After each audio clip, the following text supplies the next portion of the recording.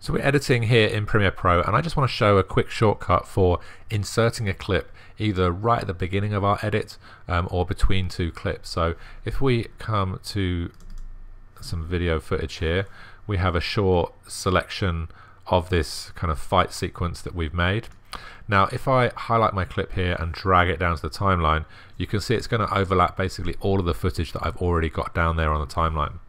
And this shortcut will work on the Mac or PC either by holding down Command or Control, and essentially what we're going to do is when we drag this down, on the Mac we're going to hold down Command, or on the PC we're going to hold down Control, and you can see we're going to get these white teeth that pop up between our two clips, and as long as we're snapping between our two clips, then we're going to insert that clip in between them. So we can do that at the beginning as well. So if I drag this down, hold down Control or Command, and just let that drop in at the beginning, it's going to move those other two clips back on the timeline.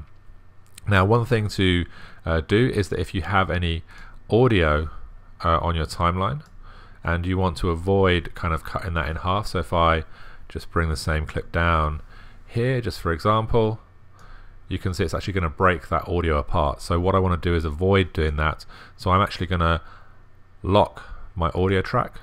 Okay, you can see I've got those stripes across it, and now when I drag a new clip down and hold down Control or Command, it's going to move my clip back, but it's not going to split my audio. So just a quick tip for working in Premiere Pro: if you have any questions about Premiere Pro or Final Cut Pro, then leave them in the comments below.